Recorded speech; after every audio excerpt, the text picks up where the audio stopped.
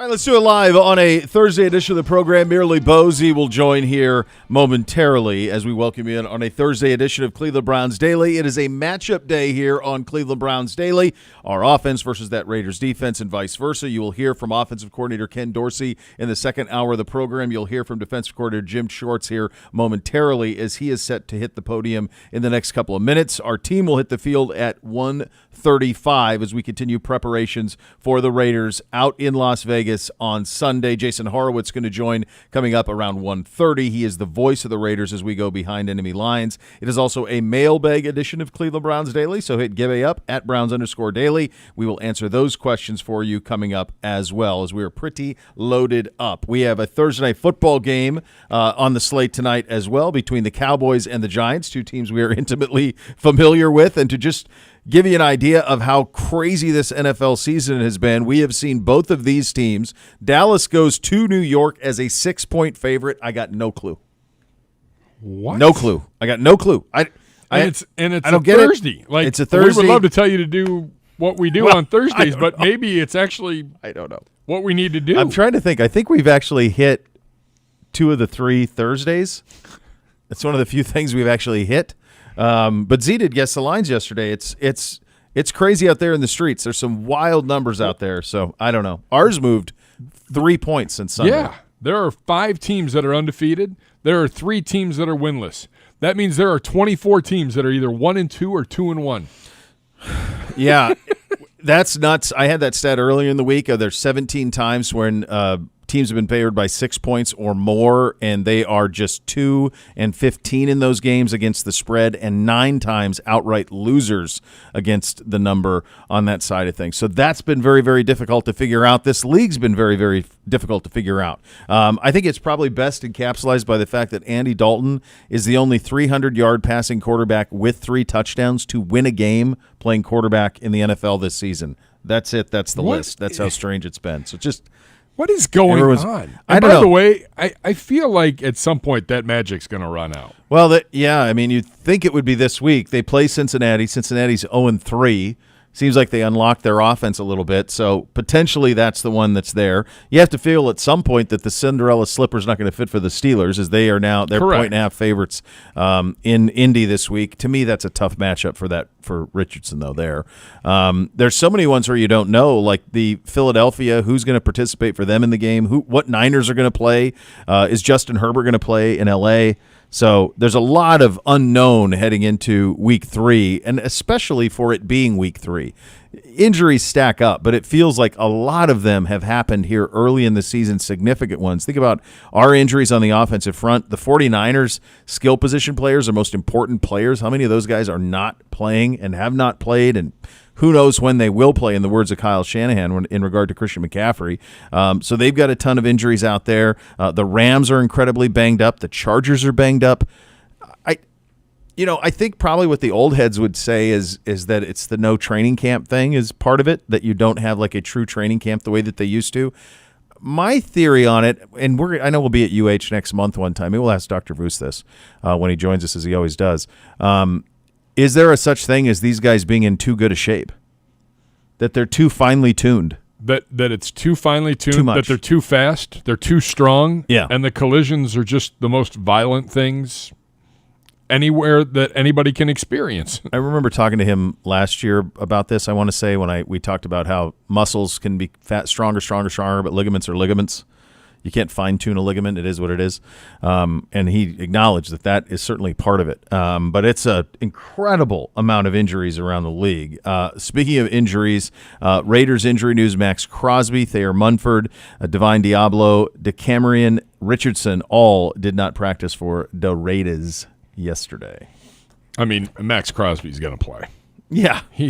He's a dude. He's going to be a handful. I know Nathan will talk about him in the matchups a little bit later on. Like, he's a problem. Him and Christian Wilkins. Now, Wilkins may be worth watching from an injury standpoint, but was he on the report? Wilkins, did he show up? He was, but it looks like he was a full participant yesterday. Okay. Yeah. So I know he is dinged up a little bit. Yeah.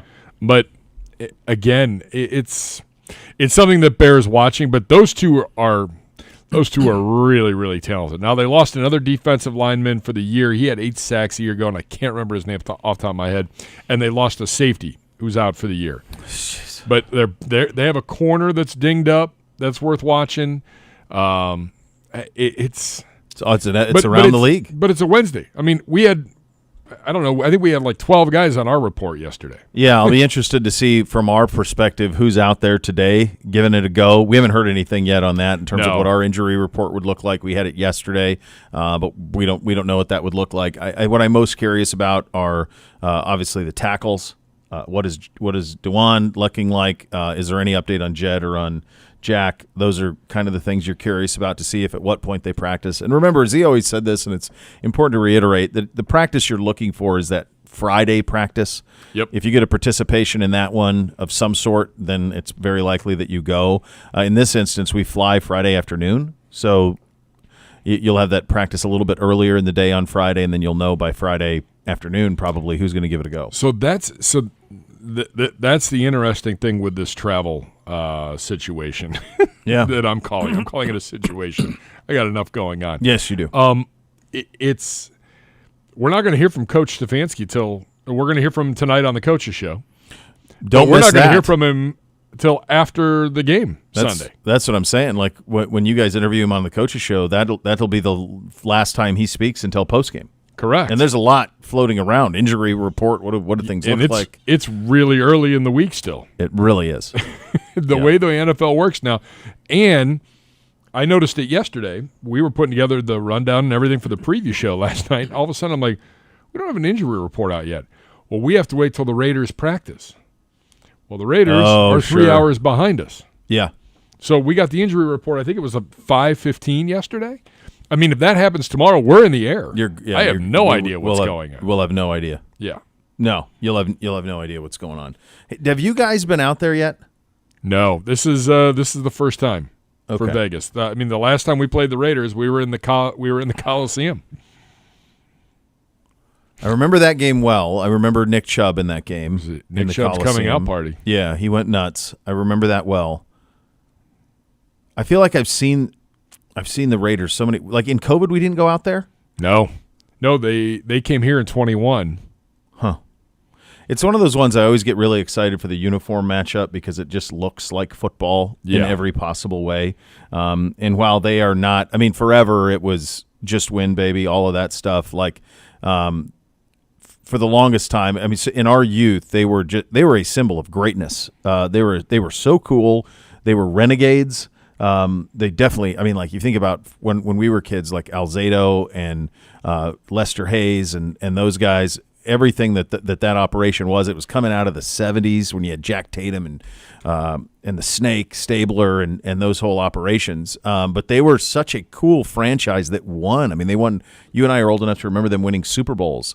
And then they spent the large part of the 90s kind of irrelevant. They get that renaissance where they get to play for a Super Bowl with when at that group that Gruden had, and then Bill Callahan coached that team. That's right. Wasn't he? Yeah, because Gruden then went to Tampa and won it, and Callahan was the coach of that team. Coach will be up momentarily. So they had that little window there, and then they've been trying to find their way back for the last 15 years or so, moving from Los Angeles to Oakland and back to Oakland and now to Las Vegas. So the brand is perfect. The uniforms are perfect. All of that wins. Jim Schwartz is going to be in charge with making it difficult on them. He's at the podium now. Let's have a listen. You're down. Miles said he's going to give it a go, which is not surprising. How limited did he seem to you, Jim? He was still doing his thing out there in the second half last week and kind of fighting through all of that. Yeah, still managed to put a lot. He didn't get any sacks, but he put a lot of pressure on the quarterback. Just in general, our pressure rate, our quarterback hit rate was really high in that game. We just didn't do a good job of winning the coverage when we did get that pressure, and we weren't able to finish some of them with sacks. But he's a warrior. He's going to go out there and give it everything he has. He's been limited. Last year he got limited a little bit with the shoulder as we went down the stretch. But anything he's able to do, he's going to go out there and do it. And when he's on the field for us, he provides a big boost. What do you guys have to do to get off to a faster start? I thought we did in that game. We went 3 and out on the first drive, and then intercepted the first play of the second drive, and then we started shooting ourselves in the foot. We get the penalty on the interception, which is a penalty all day long. I mean, you hit the guy in the head. I mean, you got to lower your strike zone on the quarterback. We talk about it all the time, but, make that play. I mean, it's a huge, huge difference. And then in those next couple of drives that we gave up touchdowns, we had multiple opportunities to be able to stop those drives, and we just didn't make them. You're not going to make every single one in this league, but we got to start making more of our fair share, particularly some tackles on some second and longs that could have turned into third and longs. We had them, whatever it was, 2nd and 17, and we miss a tackle. It's going to be like 3rd and 12, 3rd and 13. Good chance you're getting off the field with no points on that drive. Same thing on the backed up drive. It's 2nd and long. They throw a pass behind the line of scrimmage. We whiff on the tackle. All of a sudden they're out of jail. And, we have to take advantage of more of those opportunities. But it wasn't so much the starting fast. Probably my biggest disappointment in that game was our drive right before the half. Our offense turned the ball over. They're in field goal range, but they have a new kicker. And, we need to go out and cover our offense with that and get off the field, hold them to a field goal attempt. And it was like completion, 5 plays, touchdown.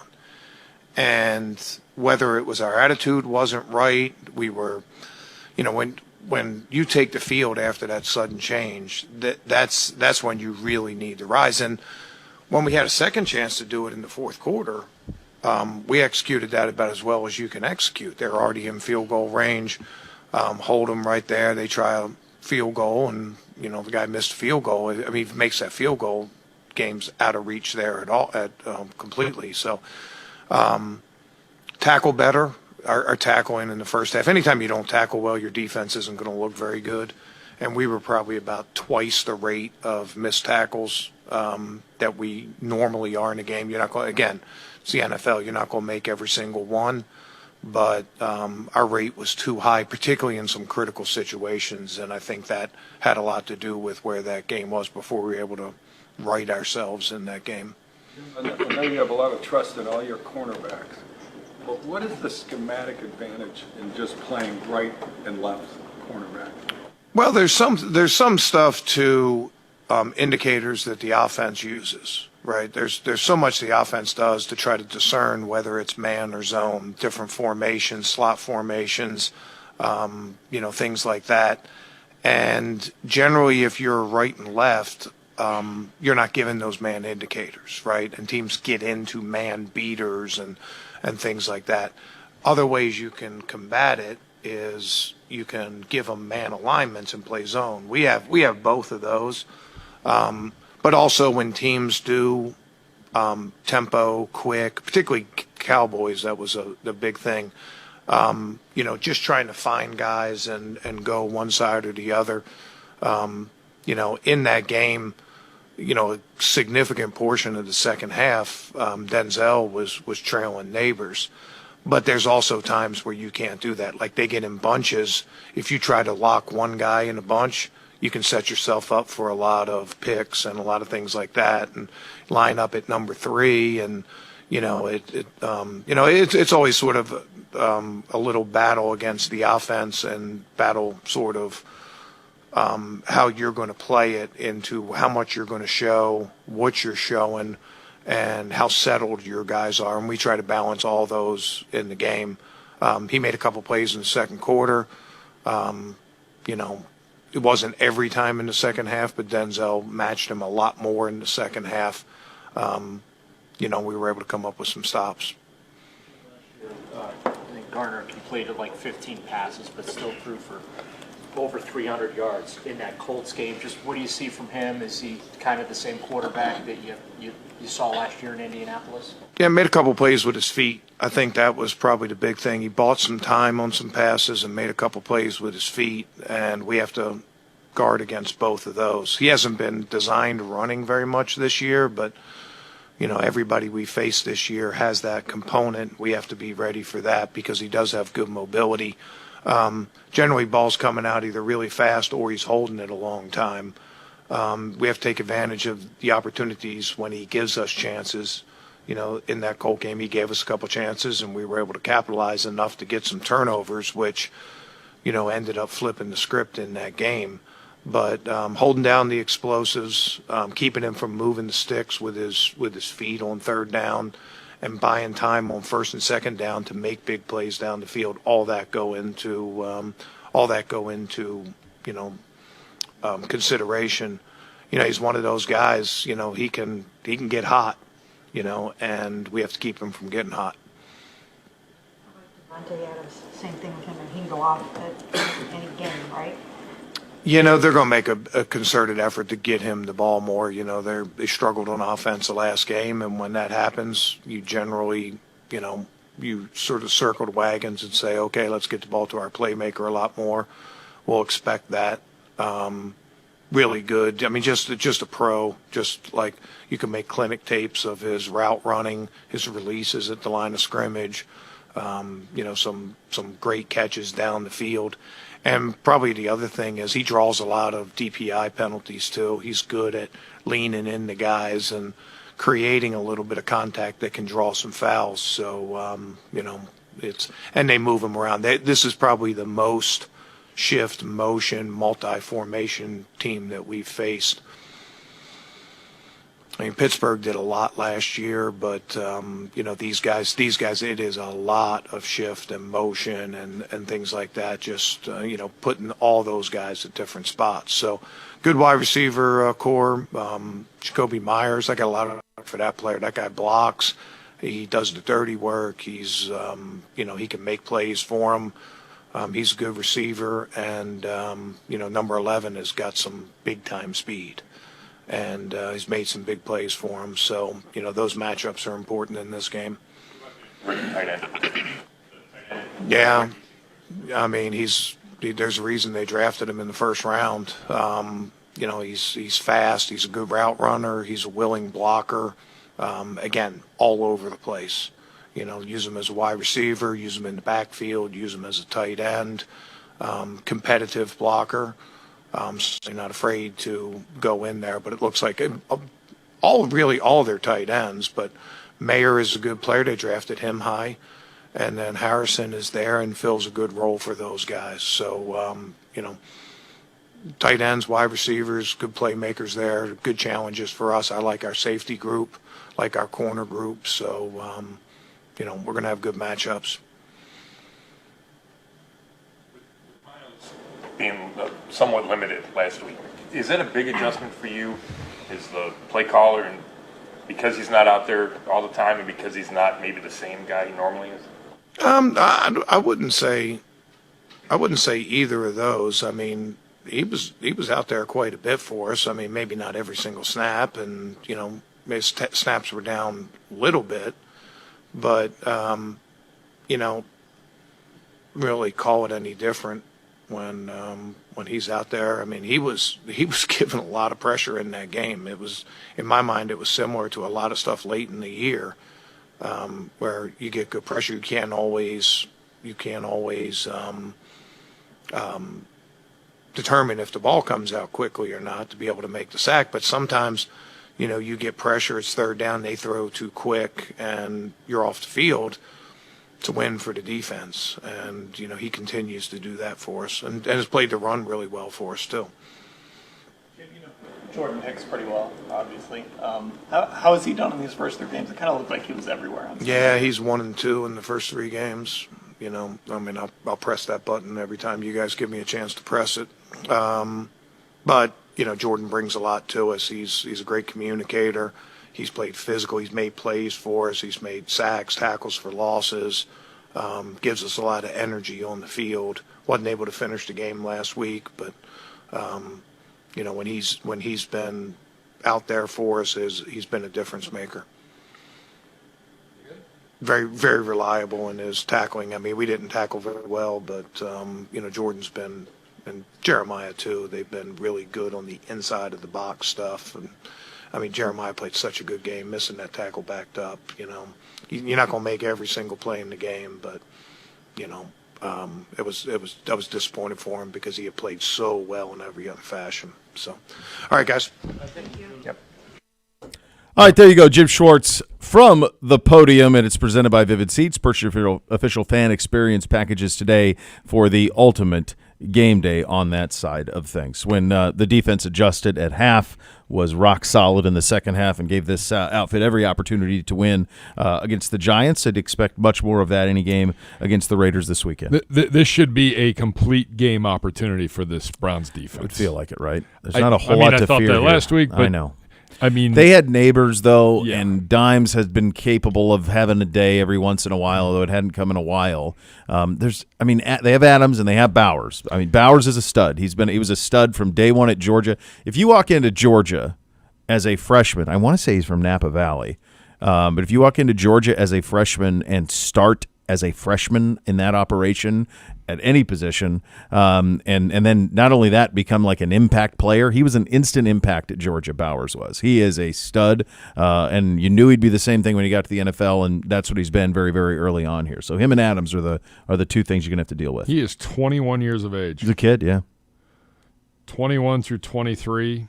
I think he's from Northern California. Let's see. Yeah, Napa. Yeah. That's what I thought. Yeah. Living his best life. 6'3", 243. That's a matchup problem. That's a matchup problem. Yeah. I mean, is that a Delpit? Is that a JOK? Probably a Delpit and a JOK. Yeah, probably. Z will have that better than we will, but yeah, that'd be my guess. I mean, and then Devontae Adams. Like, you know what you get. Like, he's a premier wide receiver. You can't just let him wander around the field open. And I think it was a tough game last time out for MJ, and Greg obviously had the penalty in the worst possible spot. I'll be very curious to know if Jim will have Denzel follow the way he had Denzel follow Malik Neighbors, if that'll be something that will carry over to this week as well. So those are kind of the things you're going to be watching when we get to this game on Sunday out in Las Vegas. Those are your hot topics of the day. They're presented by University Hospitals, official healthcare partner of your Cleveland Browns. As we mentioned, we will get into the matchup in the second hour of the program, so you'll hear Ken Dorsey's press conference. We'll do our offense versus the defense and vice versa. Get your fantasy minute as well. It is a mailbag edition of Cleveland Browns Daily. Get your questions into Gibby at Browns_Daily, and we will handle that coming up on the program as well. Coming up next, we will go behind enemy lines. Jason Horowitz is the voice of the Las Vegas Raiders. We will have that conversation coming up next. We're off and running here on a Thursday. You're listening to Cleveland Browns Daily, brought to you by Ballybet, sports betting partner of your Cleveland Browns, now live in Ohio on 850 ESPN Cleveland.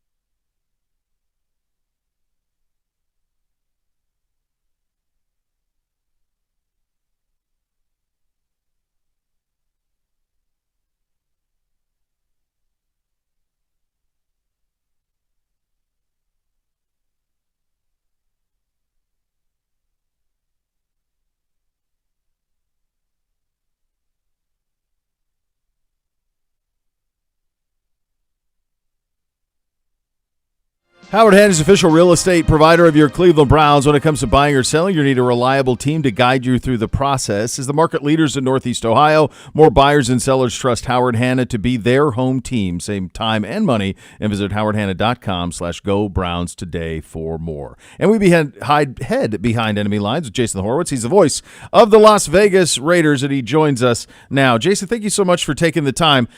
Take me through where the Raiders are before we get into the game and the matchups, in terms of where they are as a franchise right now. Is this a build? Is this a rebuild on the fly? Where are they in terms of what they eventually want this organization to be? So, listen, I think until there's a quarterback that you feel is the guy for the future, I think you always kind of feel you're in rebuild, right? So that's part of it. I think the Antonio Pierce change last year made it felt like that, the defense. Last year, the defense finished top half in the NFL for the first time since 2002. That's how long it had been since the defense was that good. And they don't even have that top half, not top five, top half. And so like there was a sense that, everybody's back. They added Christian Wilkins. Hey, they can keep everybody in the game, and the offense can do enough with Devontae Adams and Brock Bowers and Kobe Myers and whoever the quarterback is. And, it's kind of been strange, to be honest, the first three games. The defense hasn't been as good consistently in any of the three games. Against Carolina, it was bad. And there's a lot of injuries now. Max Crosby's walking around injured, kind of how Myles Garrett is walking around injured. Mm-hmm. And the offense had not been able to open up any holes at all, right? The Raiders do not have more than 55 yards rushing in any of the three games. So you put all those things together, and it's a frustrating 1-2. This is our first trip out to Las Vegas, and one of the things that's happening here locally, of course, I'm sure that this is something that you deal with all the time out there, is, travel companies are putting together packages. Fans want to go out there and go to Vegas. It's a great place to visit, fun place to be. What is it like from the Raiders' perspective, and how is this landing in the city, and how are they keeping their home field when I'm sure this is happening over and over again? So it's more of, I think, a complicated conversation, because you can't not let people come, sure, right? You can't restrict who you're selling it to. I don't have this conversation, but like, tickets in Vegas are expensive, guys, and I'm sure all these fans coming from Ohio are going to know this firsthand. But it's the most expensive ticket in the NFL. I think face value for 400 level for an individual game is like $300 or $350, right, for one ticket. Wow. So like, that's how expensive we're talking about. And so, Raiders fans who have season tickets, would be selling certain games anyway because of how expensive it is and how many games they could go to, because Raiders fan base is Oakland and LA and obviously in Vegas. So it's kind of all over the place. So you got that part of it. But yeah, to your point about, all the franchises that are coming out to Vegas, especially those for the first time, there have been games where, our booth, and you guys will be up there on Sunday, is on the fourth level, and it is easy to see 50-50 split. Wow. And at times, it's hard to know this for sure, but at times it may even be more like 60-40 road. We've experienced that with the Steelers.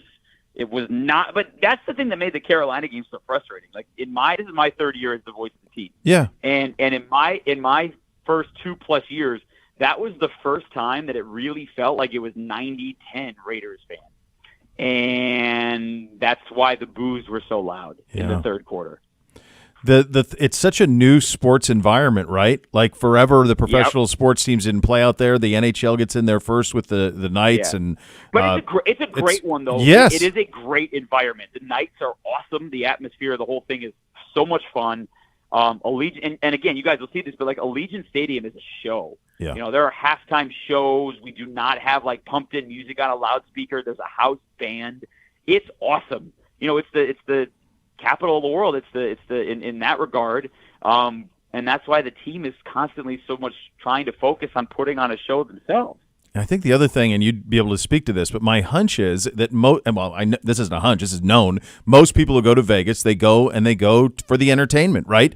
But there's an enormous amount of population. It's a boom town from that perspective as well. So I guess that's the thing you're also trying to key into is the people who actually live here day to day, who don't go to the Strip, who don't go to the casinos.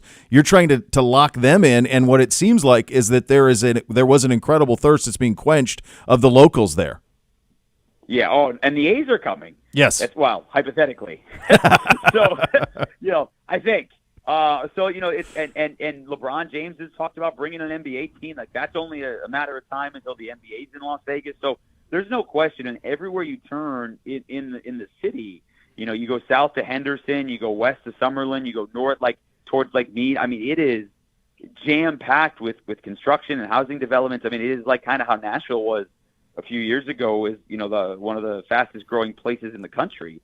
For a variety of reasons, and then the sports teams come and certainly make that happen too. So, there's a lot to go with all that, and I get the hunch, and you get the feeling that if the Raiders can ever become a consistent winner, it's going to be a massive home field advantage. But they got to get there first. To that end, and talking to the voice of the Raiders, Jason Horowitz, we thank him so much for giving us a little bit of his time today. When you talk to fans and you say, what do you want out of this season? Because there certainly is, you mentioned the quarterback thing right out of the gates. Like if you don't have a quarterback, then what do you have? So to that end, the quickest and easiest way to get one is to be bad and draft one. What do they want out of this season? The fans, not the organization, the fans. Yeah. I think, well, that's a 50-50 split because I think, there are what seem to be great quarterbacks in next year's draft, right? Whether it's Shedeur Sanders or Carson Beck at Georgia or Quinn Ewers at Texas or whoever it's going to be, right? Cam Ward, people, he's been super fun to watch early in Miami. Yeah. Whoever that guy is, there seem to be great ones every year. But the reality is there seem to be 4 or 5 great ones every year in every draft. Mm-hmm. And 2 out of 5 end up making it big in the NFL, right? Mm-hmm. We're seeing it with Jaden Daniels. We're not seeing it with Caleb Williams. And so we know how that goes. I think the fans, because of last year, the finish with Antonio Pierce, first of all, they wanted him to get the job. When the Raiders beat the Broncos in Week 18 last year, the entire stadium was chanting AP. Mm-hmm. They wanted him to be the head coach. So I think there's a desire for this team to be competing towards the playoffs now, not towards next year. And, after they won in Baltimore, I think there was this, this week-to-week change of emotions is so strong in the NFL. Hmm. And so to come back and lose to Carolina the way that they did was really frustrating. So I think the fan base wants a winner, and they'll go from there beyond that. Because there's so many things that if they don't win that they're going to have to figure out, right? Devontae Adams is a massive contract. What the entire defense, other than Max Crosby and Christian Wilkins, none of those guys are signed beyond this year. So there's a lot that has to go into that, not just figure out a quarterback. Obviously, Antonio Pierce getting a lot of attention for his comments made post-game on Sunday. Was it as direct as it came across, or was there a little bit of nuance to his statement? I think it was both. Okay. I think he probably was a little overheated. And, when he came back on Monday, he's like, hey, I don't hold my tongue. They had a team meeting. He wouldn't address, who he was talking about, obviously, with business decisions. Mm-hmm. So he wasn't going to tell anybody that. But they had a players and coaches only meeting. And by all accounts, when the players met with the media yesterday, it sounds like it got very personal. It got very heated.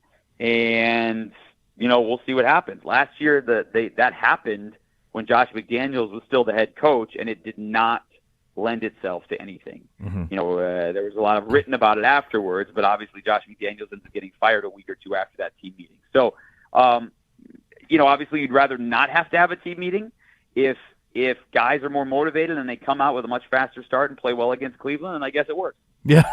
It's so result oriented, right? Like the sky's falling, and it's not. I mean, it's unbelievable. I wanted. Where are we injury wise? Obviously, your guys' injury report won't come later today, but it's a long list. Ours is a long list. What's your kind of gut feeling on what we'll see Sunday? I was talking to someone yesterday about your outline, and they were like, "What are you looking at?" I'm like, "I'm looking at the initial injury report this week." They're like, "Who's on it?" Well, I'm like, "We've got a few guys." And they've got a third of their team, which is really amazing. It is. I don't know that I've ever seen an injury report that long, which is saying something. We're down 2 starters on defense for the year already. Marcus Epps tore his ACL, and that's a big loss because Marcus Epps, one of our starting safeties, one of the vocal leaders. Max Crosby gets all the attention, and rightfully so, but Marcus was the main communicator back there. Was on this Eagles defense 2 years ago that went to the Super Bowl. He was a starter back there. So he had played really well for the Raiders since coming over last year. So that's a big loss. Already without Malcolm Kuntz, who had 8 sacks in the last 9 games last year. he was expected to be the second guy behind on the other side of Max Crosby, and he injured his knee in the practice leading up to week 1 and is now on IR for the season. He just had season-ending knee surgery. So they're down 2 starters.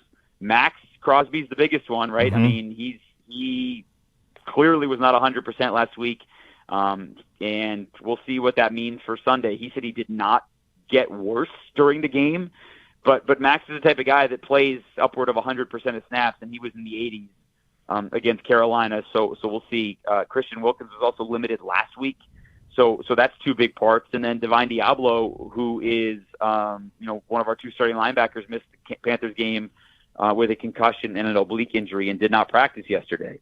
So that would all be another one. So there's a lot on that side. And then, from the offensive line perspective, the Raiders have some injuries. Thayer Mumford, our starting right tackle, left on the first series and never returned. He did not practice yesterday either. But the issues with the offensive line aren't just the injuries, it's trying to figure out who can run block because that hasn't gone well. If we were at the Combine last year and we were talking about if you could bet on any rookie to have an immediate impact, and a lot of people are talking about Caleb Williams, they're talking about Marvin Harrison and Malik Neighbors, and all these guys have had various amounts of success. But I said, look, I don't know if he's going to be the best player at the position right away, but he might be. But it felt like Brock Bowers was as sure a thing to me as I've ever seen in football, and he has been great for you guys.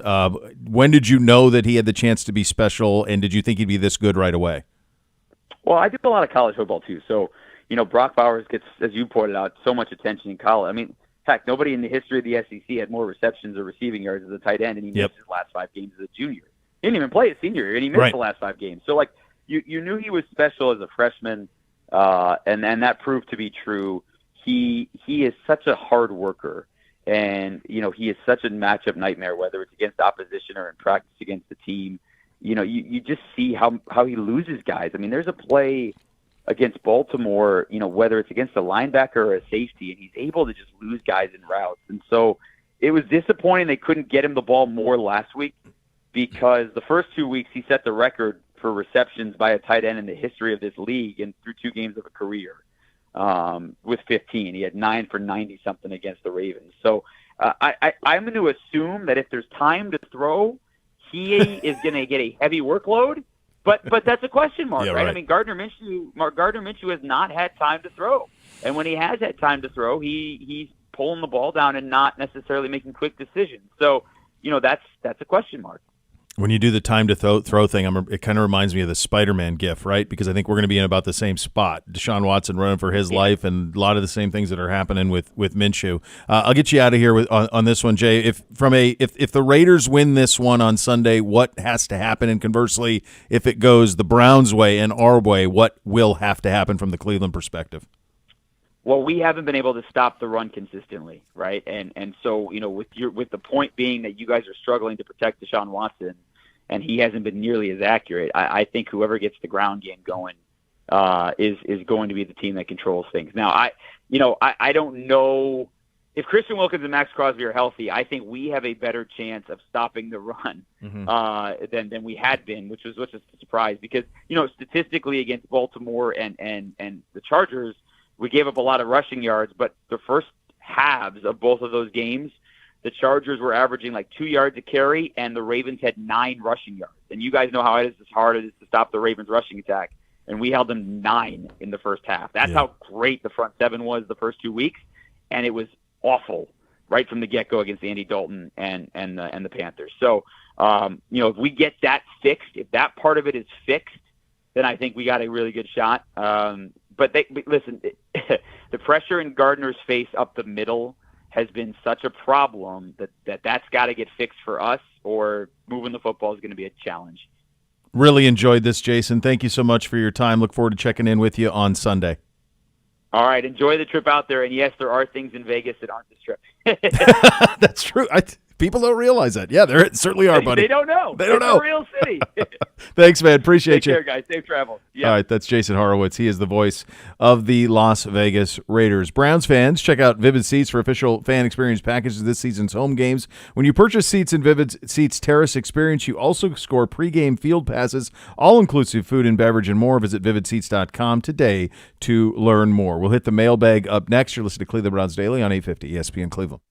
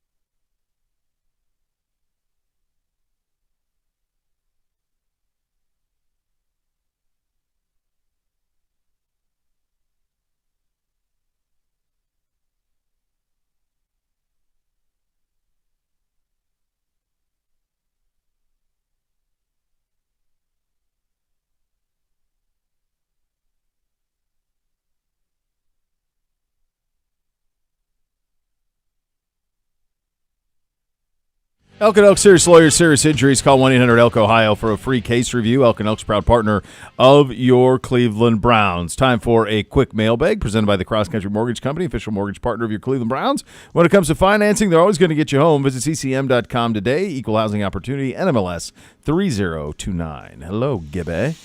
Hi. Z will join us at 2 o'clock. FYI. There you go. There you go. There you go. Make him do all the work in the 2 o'clock hour. Matchup. Go. Just start talking.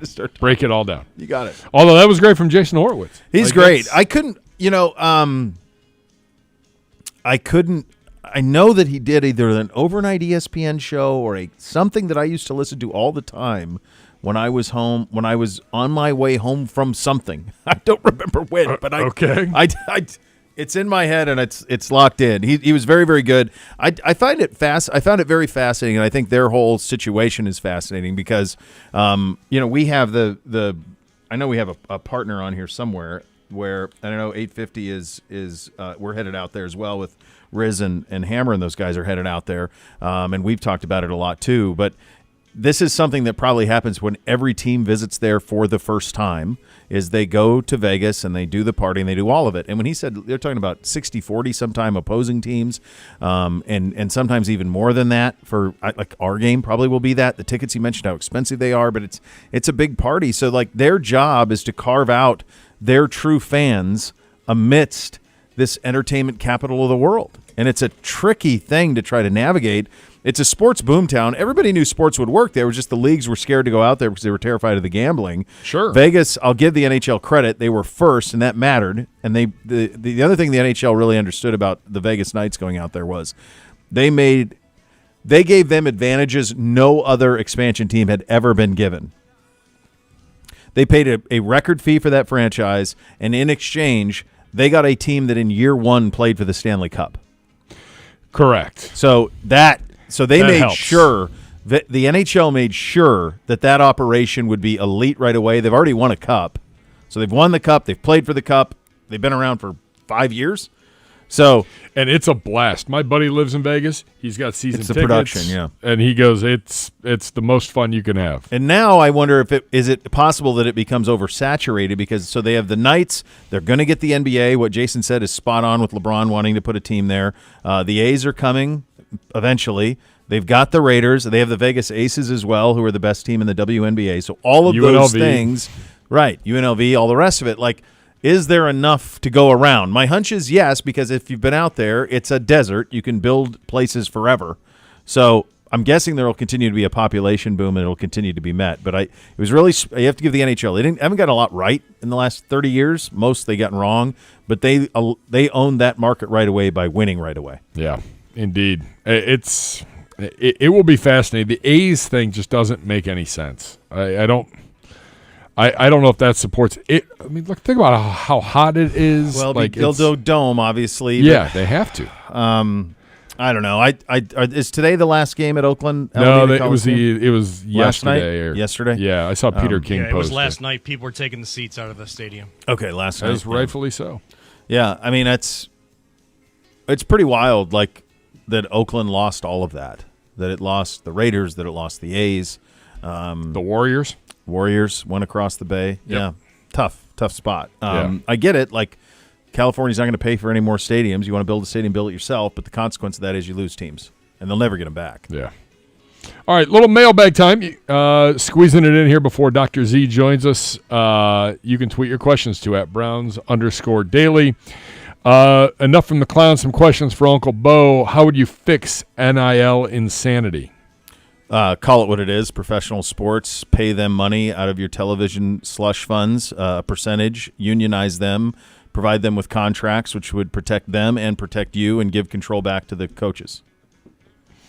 Got it. Concise enough? Yeah, it's the only fix. Everything else is nonsense. Yeah. You hear people tell you about other fixes, like this ridiculous House bill that they're trying to get passed. It's not going to do anything with NIL. There's no protections in it. It tries to protect universities. It's not. It's the only way. Love a Dog today asked, what was your biggest fast food order? Ever restaurant hop, fries from McDonald's, burger from Wendy's, etc.? Biggest? Or favorite? Biggest fast food order. I mean, I've been on some Taco Bell late night orders that have been pretty impressive with a large group of people. I had speaking of Vegas, I had a double animal style milkshake order after a long night in the Las Vegas. That was quite good. A little In-N-Out. Yeah, a little In-N-Out. That's what we did. I plan on a little In-N-Out this weekend.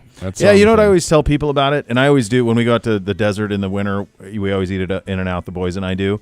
Like, it's really just like it's the burger. Like, don't worry about the fries. You hit it. Don't get the fries. You don't need the fries. The fries are you very could average. get one container of fries for 4 of you, and you would be fine. You get 2 bites. That's all you need. The milkshakes are awesome, but it's the burger that you want. The burger is legit. And it is. Like, people want to take – it's funny. Like, people say, oh, it's not as good as this artsy whatever. Dude, it's a fast food burger. Correct. It is a fast food burger. And as that, it's excellent. 100%. There are a few other places like that, though. I'm always like, don't get the fries. No, just you don't get the need burger. Just get You're the going to burger. be just fine with fact, the burger. You could go 2 burgers. If you wanted, you could do 2 burgers if you want. Yeah. Browns backers, North Jersey, waffles or pancakes? Pancake. Yeah, I make a fantastic banana pancake. Ooh.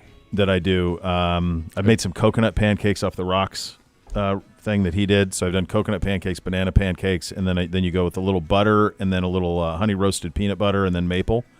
That's a big win. I like that. It's funny. This is controversial hot take. I actually think like a frozen Eggo waffle is better than a homemade waffle.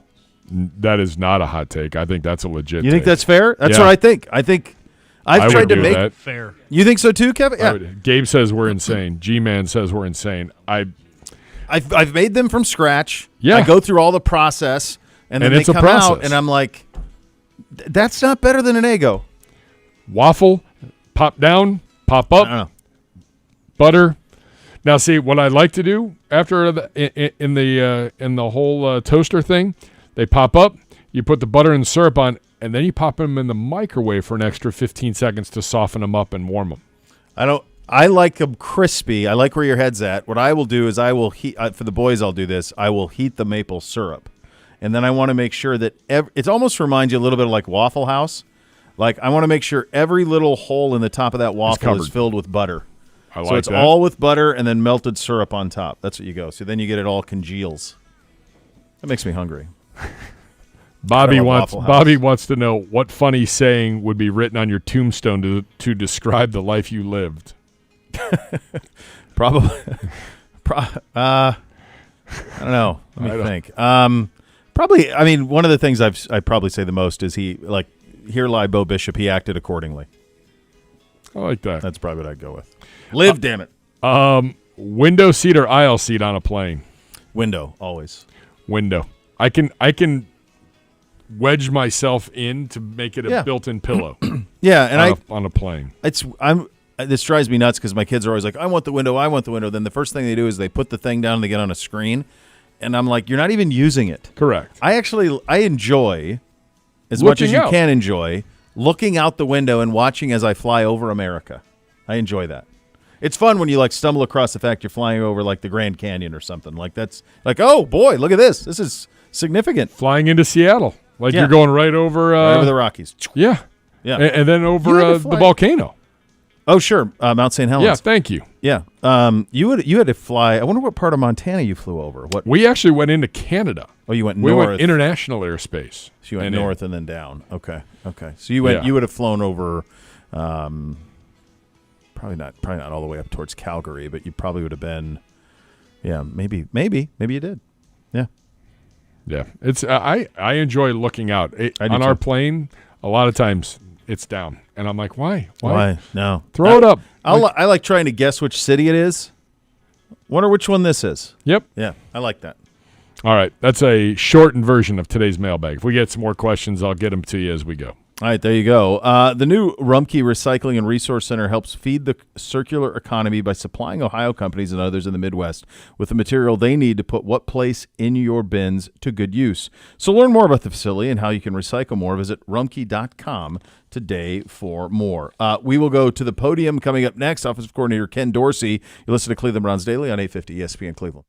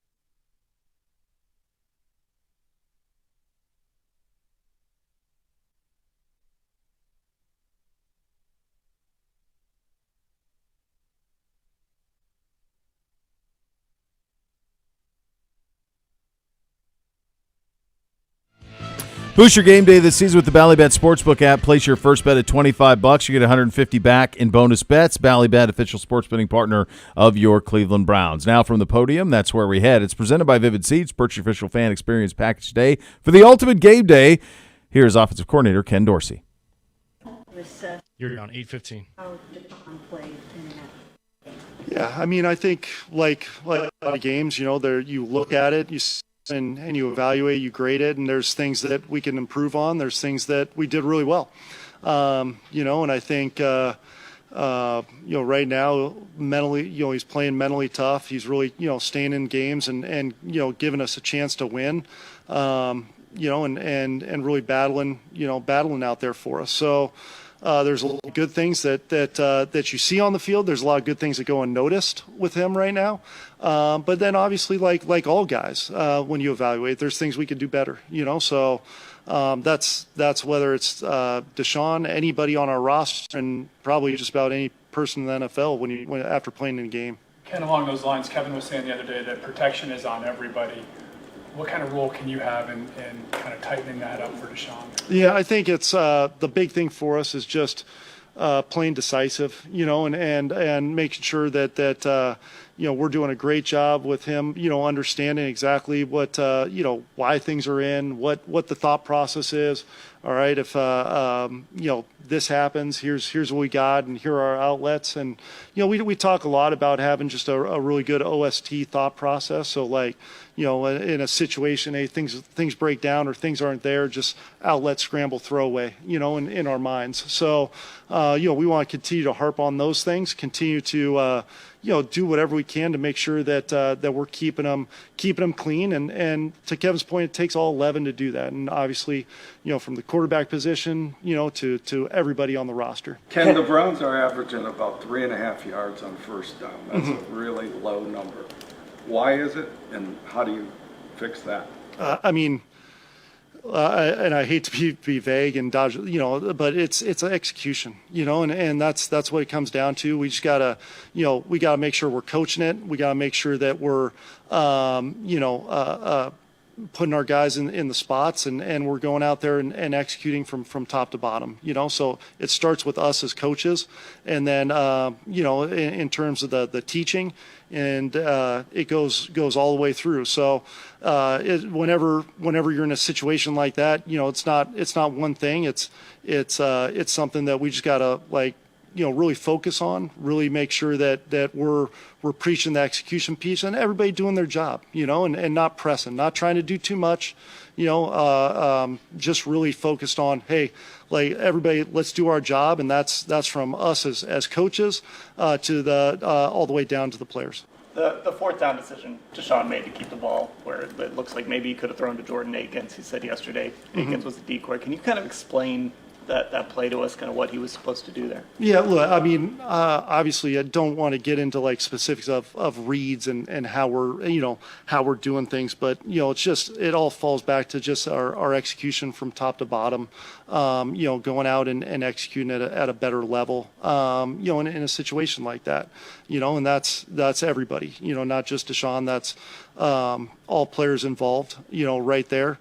And I think when you look at a lot of plays, you could freeze frame something and say, hey, could have done this, could have done that. But in that position, in that viewpoint in which the quarterback has, you really have to trust your eyes and trust what you see and trust your progressions. And so that's something that, we will look at and continue to evaluate that play, every play. When we talked to you at the beginning of this season, I think, Ken, you kind of said it's going to take a while for this new offense to start clicking. So is that what we're seeing here?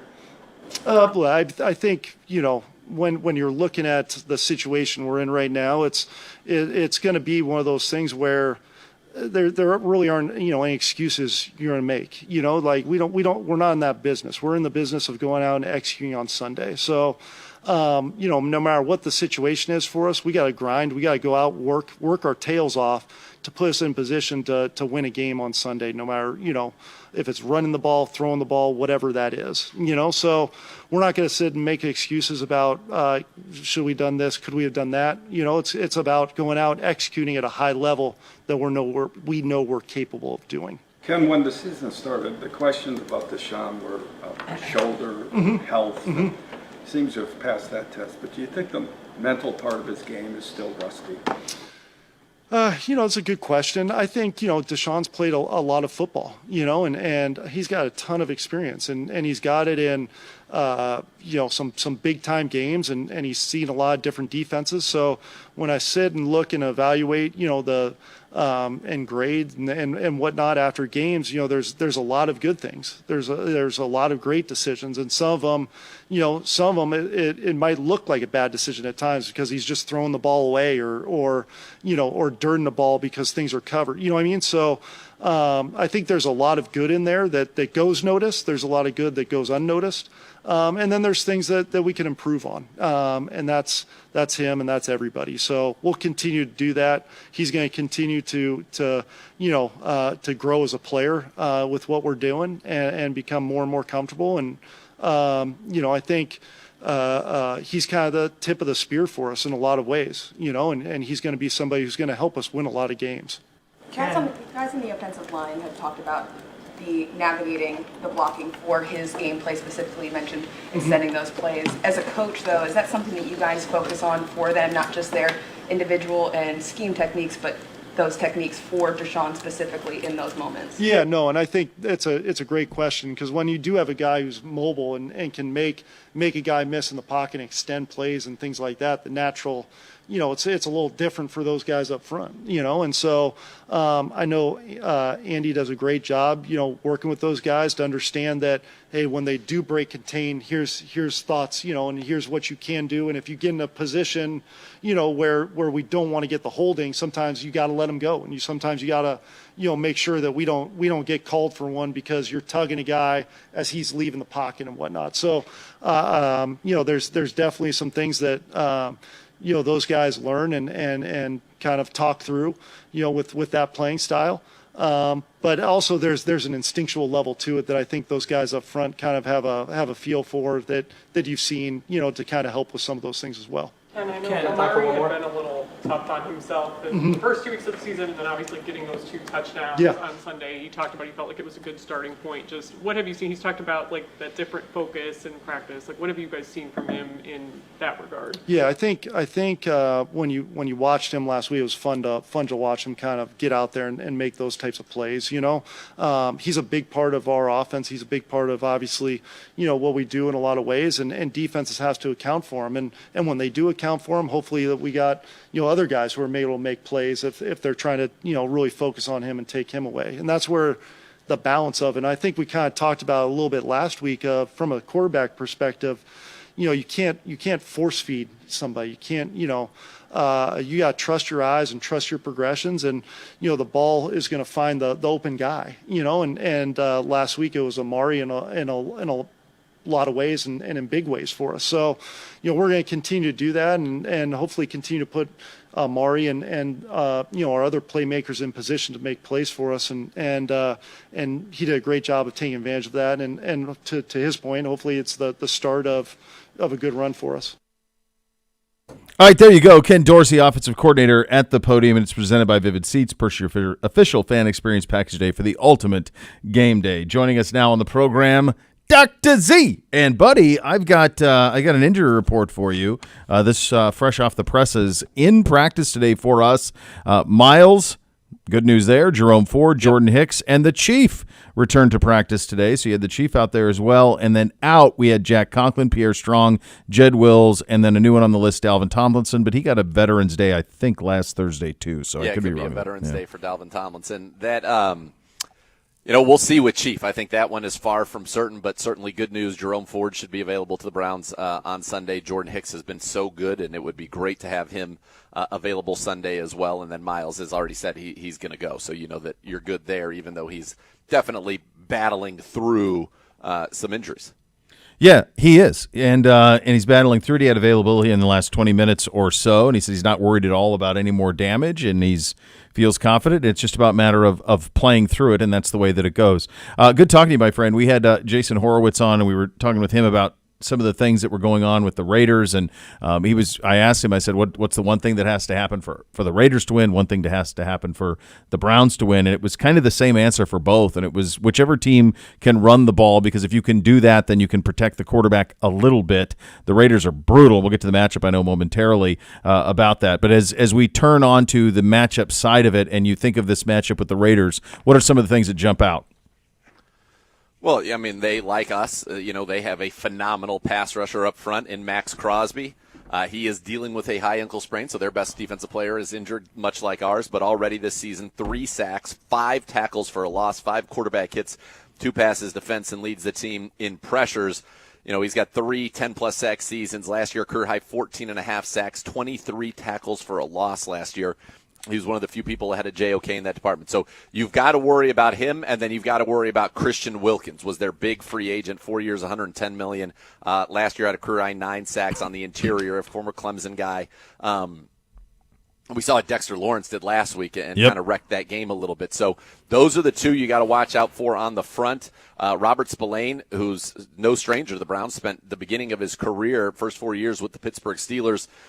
He's kind of having a renaissance. Career high 148 tackles last year, 3 interceptions. Last week had a sack, a team high 11 tackles, and you know that he's a guy that can blitz. You know they're going to blitz their linebackers because we've shown that we cannot handle that, and that's something that they like to do on defense. They're going to blitz quite a bit, as a matter of fact. So far this season, they blitzed on 47% of their snaps on defense. That's the 3rd most in the league. They run stunts 21% of the time. That's the 7th most in the league. So when you talk about what you're going to have to deal with, not just Wilkins and Crosby, it's going to be correctly identifying the pressures that they are going to bring. And they are going to bring pressure from the linebacking position, and they're going to blitz out of the slot. And so you've got to be ready for those slot blitzes. Nate Hobbs has done a good job. He's got 3 sacks in his career. He's a guy that can blitz a little bit. So you really have to be kind of on your P's and Q's about that. Now, they only have 5 sacks on the season, so it's really been right. Max Crosby's got 3. Wilkins has a half. Charles Snowden has a half. And then Robert Spillane has 1. But you can attack this team through the air. You can attack the linebackers, either Spillane or Divine Diablo if he's able to go, but he looks like he'll be out again with an oblique, or Luke Masterson. I think you can absolutely get after him. And then on the back end, Nate Hobbs is over 115 rating. Jack Jones, the other corner, over 120 rating. Their safety, Trayvon Merrick, he's got over 133 rating. Isaiah Polomau, he hasn't ever started. So this is going to be his first start. They lost Marcus Epps to an ACL injury. So the back end, one guy who's played really, really well was their 4th-round pick last year, Jacorian Bennett, in his 2nd season out of Maryland. He's been their best cover guy so far this year. But this is a defense that you should be able to attack. They're 27th in points per game, 29th in rush yards. They're giving up 5.4 yards a carry overall. That should help the ground game get going. They are 23rd against the pass, and they are 30th in total yards. This is not a good defense. The Browns have got to get it going. The next 2 weeks, you've got 2 teams that are really struggling on defense. And in one of the 2, Washington, they've been electric on offense. So that feels like shootout potential, but you've got to hold up your end of the bargain. The Browns have no game so far this year with 200 passing yards. They have no game so far this year with 300 total yards, and they have no game so far this year with 20 points. That's not going to cut it. And we've heard a lot of people talk about the reasons for the offense, and it comes down to execution. And yes, of course, that's true. But this offense has got to get better and get better in a hurry if you want to beat the Raiders and then try to put together, stack some wins together and go into Washington the following week. Other than that, it's been good, though. Yeah.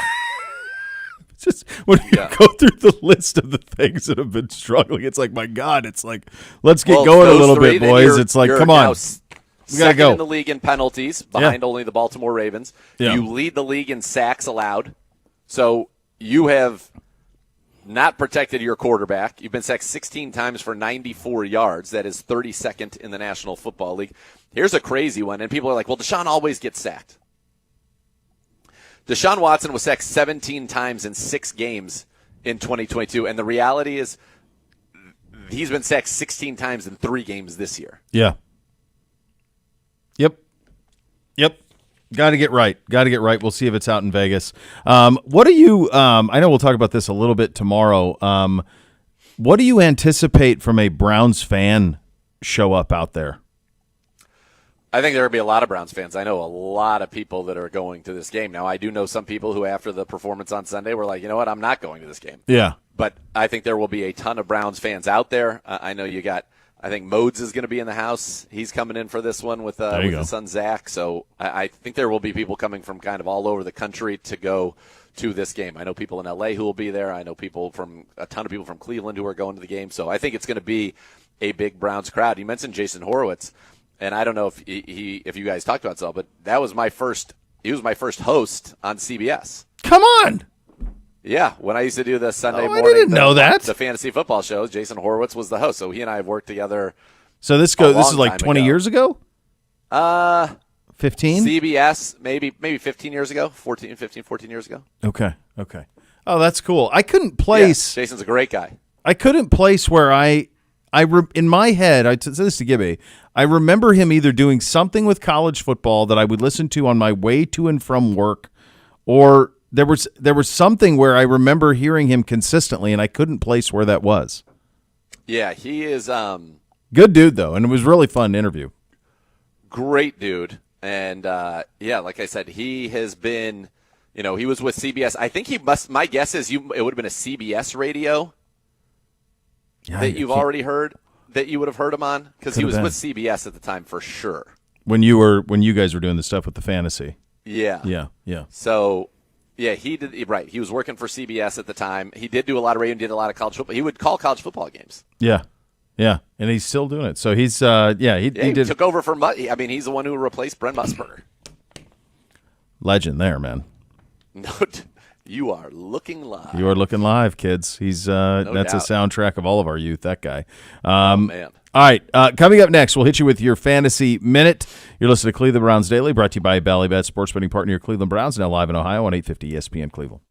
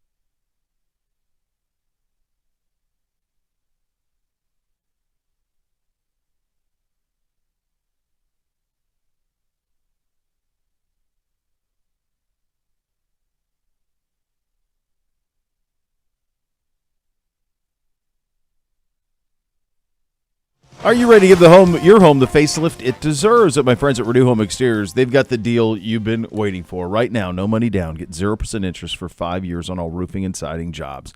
Combine your roofing and siding projects, and Renew's going to take an extra 5% off. That's right. No money down, 0 interest, 5 years, 5% off when you knock out both jobs at once. Don't wait. Upgrade your home. You know you've been wanting to, and now you can save big with Renew Home Exteriors. Visit RenewEstimate.com to book today. Renew Home Exteriors, superior products and superior service. Time for your Fantasy Minute. It is presented by Scaleco, proud capital investment partner of your Cleveland Browns. And for that, we bring on Dr. Z. Let's start with our team. Who are your Browns plays this week, if any? I mean, obviously, you go with Amari Cooper.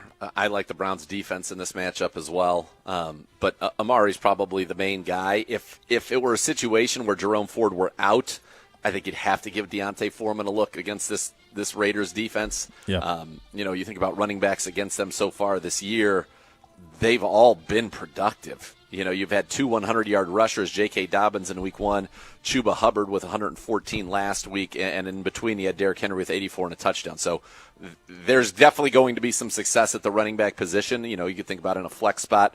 If Ford goes, you could give him a look there. If not, Deontay Foreman would be a look. If Chief plays, obviously you would play him. Jerry Jeudy is a flex option. And, at this point, you're probably not starting Deshaun Watson, but if Andy Dalton can hang 303 on this team, you'd like to think that Deshaun can do the same. All right, in terms of let's do some big picture stuff, then we'll get into the stuff for this week. The guys who have disappointed, and injuries with McCaffrey, obviously, like that's going to go down in history. It's so odd, dude. I picked him twice, number 1 overall. The other time he lost the entire season with Carolina, and now this year I don't know if he's ever going to play. Who knows? I know you drafted him as well. Both him and CD's off to slow starts. Like, it's been a very strange year on the fantasy side of things. Yeah, it's been a bummer, and I go back to it, and I know I've got some pushback from some people, but I really think Christian McCaffrey knows what's at stake. He knows, that there are people who are playing this, and some, are playing this for cash prizes. I agree. Bragging rights, whatever it is. But fantasy football is important whether you're playing for money or not. It doesn't matter. The money is totally irrelevant. I would think for most people at certain points, it becomes about just bragging rights with your friends. That's what everybody wants. So I do feel like he should have said something like, hey, he didn't have to say, I'm not going to play, but hey, if you draft me, make sure you get Jordan Mason. The young kid's been really coming along this year. Something to that effect, because people are – your season's ruined. There's a league that I'm in with S, and our first 2 picks were Christian McCaffrey and A.J. Brown, who've played a combined 1 game. There's nothing you can do. Injuries are a part of it, but when somebody doesn't even play week 1, like A.J. Brown played week 1 and hurt his hamstring. Okay, get it, got it. Chris McCaffrey hasn't played. No, and we don't know when he's going to play, and I think it's if. Yeah, we don't know if he's going to play, if, when, all of it. I think the 49ers did a dirty here. Whether it's McCaffrey or Kyle, who we love Kyle, love John Lynch, love the operation, everything, but I don't think that there was complete honesty with him. And we know how much injury reports get scrutinized, and to me, from a fantasy perspective, there should be some transparency. I mean, it's big business. It's not for us. We're having fun, but it's sure. big business. And part of the some people it is, absolutely. Yes. And for some people playing very high-stakes leagues. Absolutely. And for people in this sport, there's so many things that make the NFL and contribute to the NFL being just monster from a television rating standpoint. Fantasy's one. And fantasy's a huge part of it. It's huge. 1 game a week to talk about. It's the perfect sport for television and sports talk radio. It's absolutely the gambling aspect of it that people have a ball with, and it's 100% fantasy football. Everybody plays fantasy football. It's a part of it, and I think they were disingenuous, and I think that they should have been more clairvoyant with his condition. He was questionable on the Saturday of the opener. Right. Like, come what on. I'm saying is he's not right.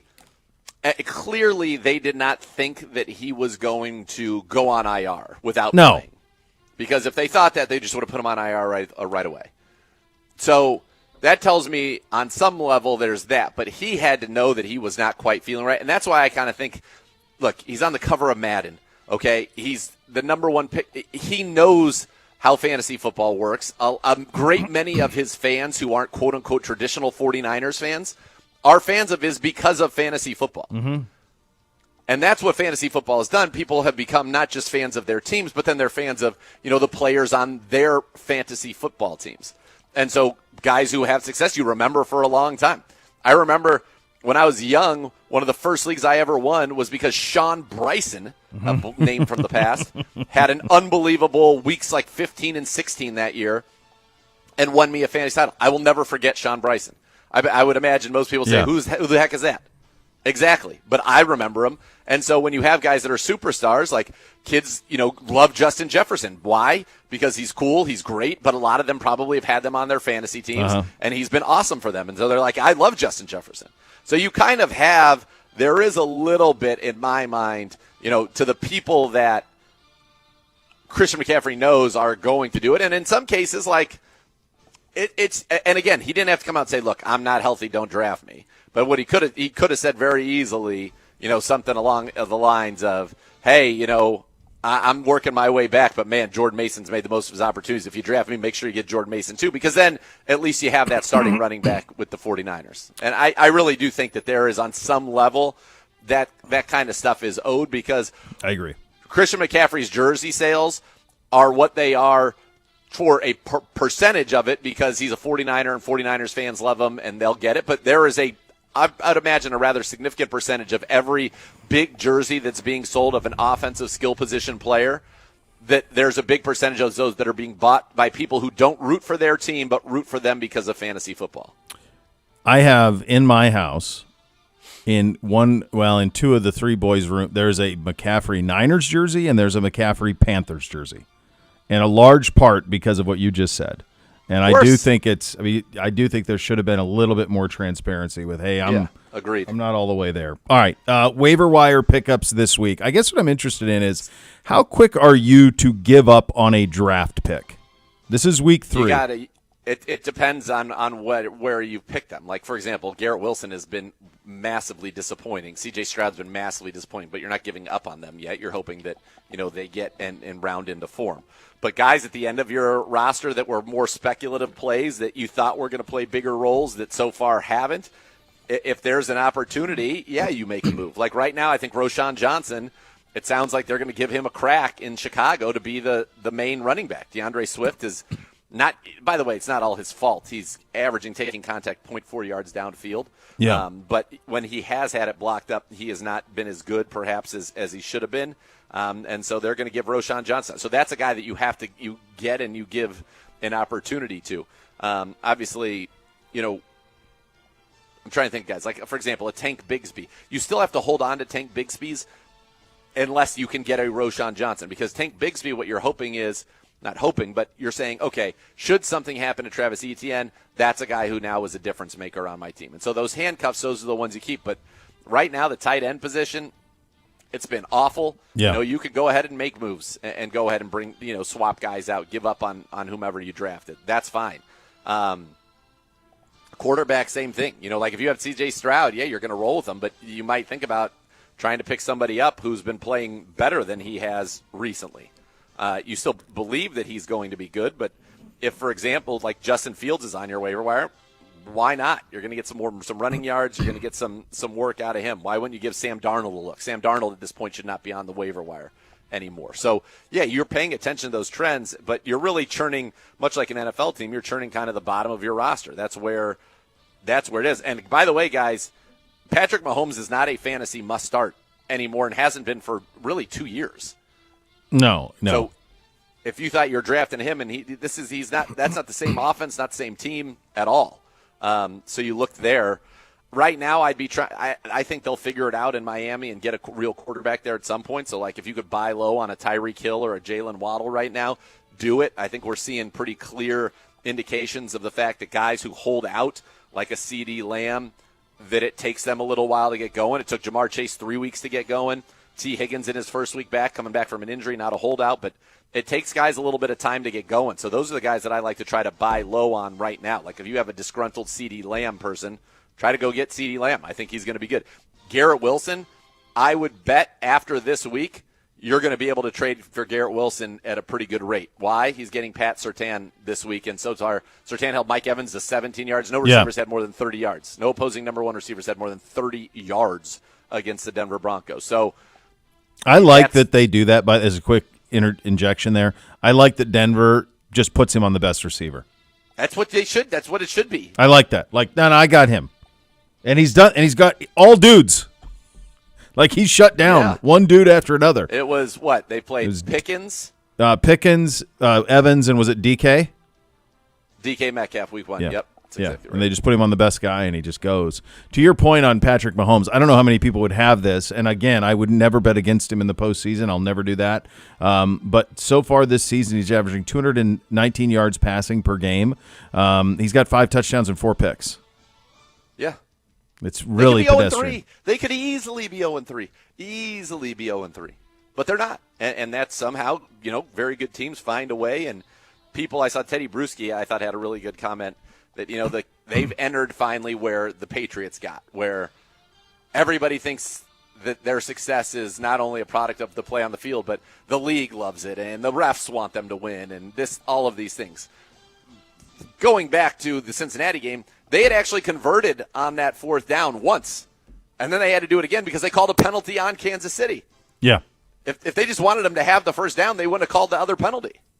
No, correct. Yeah, no. So it's all nonsense. But what he said is when you get that successful, consistently successful, it gets to the point where people don't want to see you be successful anymore. And that's where the Chiefs are. And his advice to them was just keep winning, keep doing what you're doing. Doesn't matter if you win ugly, you're winning. That's the whole point of – that's the thing about this league that is more true, I think, today than there ever, or perhaps I'm a prisoner of the moment just because it feels like we're seeing a stylistic shift in what is, consistently successful. There are no style points in this league. There never have been. But there was a time when, the path to winning was offense. And it feels like now it doesn't matter what your style is. As long as you win, it counts all the same. Yes. And for the Bengals, by the way, their offense doesn't punt, right? They hang 30-something on the Commanders. They lose. That's if you were having a referendum on Joe Burrow, then you're like, okay, well, we lost. Yeah, but at least we feel good Joe Burrow's back. But there are no style points for losing that way. It's all about ultimately what happens at the end of the game, and the good teams find a way to execute when it matters. And I think the thing for Browns fans, to bring it back to the Browns, that's the most disappointing about anything that happened in a very disappointing loss to the Giants is that you had 3 chances. The Giants were trying to give you the opportunity to seize the moment and go ahead and win that game, and the Browns were incapable of doing it. They were incapable of executing when they needed to, whether it's the Jerome Ford and Deshaun Watson fumble on that handoff, whether it's a drop pass by Cedric Tillman that hits him right between the 1 and the 9 on a perfect ball from Deshaun, or it's Deshaun not seeing the coverage the right way, being locked in on the slot and not getting the ball to Jordan Akins. I'm going to give you some. We didn't execute. No, I'm going to give you some to buttress your point on the stylistic change in the league. There are currently. Buttress is a great word. Thank you. State school, every once in a while. There are currently 6 players in the National Football League who are averaging more than 250 yards passing per game. Okay, to start this year, there are a total of 6 of them. So it's Stafford. Well, he's only played 1. Stafford, Hurts, Jordan Love and Dalton, Geno, Brock Purdy, and Dak Prescott. That's the list. Dak Prescott, Jordan Love and Dalton have both played one game. Dak Prescott leads the NFL in yards passing per game at 283.7. So that's where we stand right now through 3 games. So we've had 1 game with 303 touchdowns in the season. No, we've had 2 because Burrow got it 2. We've had 1 with a win. All right, so 2. 1 with a Dalton win. And Burrow. 1 with a win, though. All right. Now, I just picked a random year. 2019. Guess how many quarterbacks averaged more than 250 yards passing per game in 2019? A scant 12. 5 years ago. Can I interest you in 18? Averaged more than 250. There were 3 quarterbacks in 19 who averaged over 300 yards passing a game. Jameis led the NFL in yards passing per game at 319. This is a different league. That is a 40 yards per game difference in 5 years, and it's 3 times as many 250 yard passers than that are happening currently. The crazy thing about that is that every rule change that's ever implemented is benefiting the offense, and specifically the passing offense, right? I know that guys are faster. I think defensive lines are better than offensive lines at a level in which we have never seen before in the National Football League. I think that's true. It can't just be that we've got linebackers that can run making that much of a difference. It can't just be that. No. So is it quarterback play when at the time when we thought in many ways this was going to be like a golden era of quarterback play? Correct. Were we just wrong? Are these guys just not as good as perhaps we thought they were? It seems like the real year it changed was after COVID. So 2020, there were 17 guys who averaged over 250. Mahomes led the league. I mean, Prescott averaged 371, but he only played 5 games. Mahomes led the league at 316 that year. Deshaun was 301 that year. 301 year. Actually, I mean, Deshaun was unbelievable in 2020. Just nuts. Good Lord. 70%. It's amazing. Like 70% completions, 4,823, 8.9 yards an attempt, 301.4 per game, 33 touchdowns, 7 picks. Good Lord.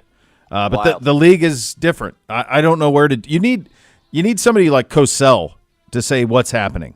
That's like somebody like that who knows the history of it, knows all of it, to say this is why this is happening, because nobody can pinpoint why it's happening. But it is at a wild, wild rate.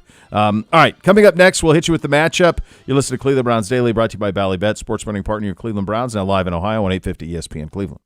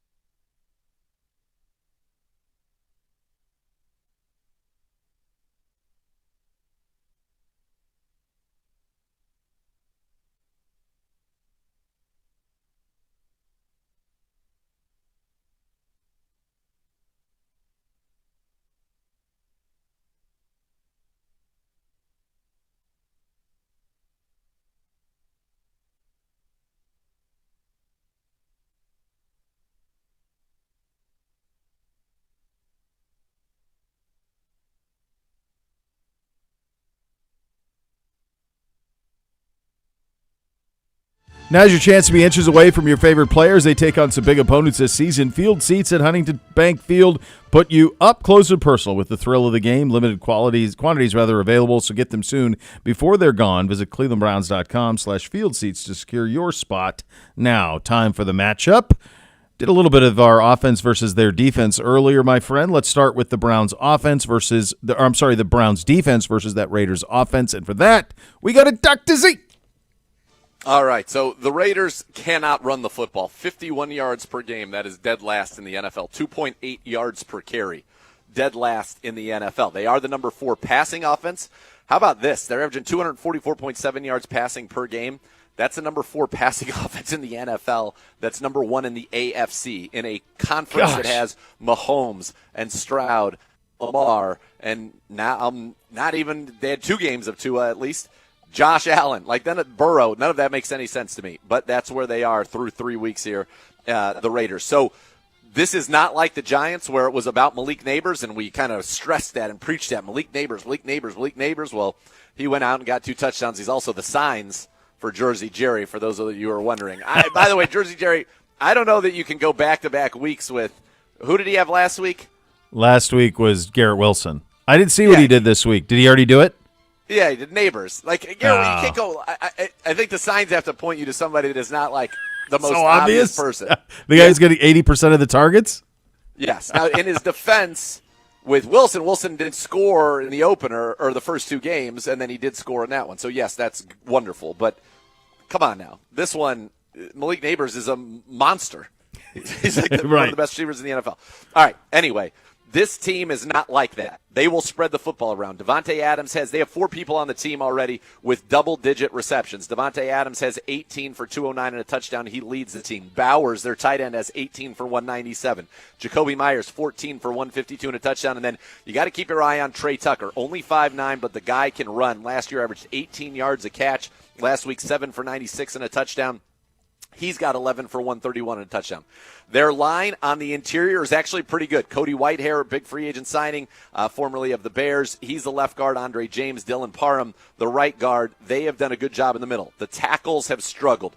They got Colton Miller on one side. He's allowed 5 sacks this year. That's the most sacks allowed by any offensive lineman in the NFL, according to PFF. On the right side, it sounds like it's going to be their 3rd-round pick this year, DJ Glaze.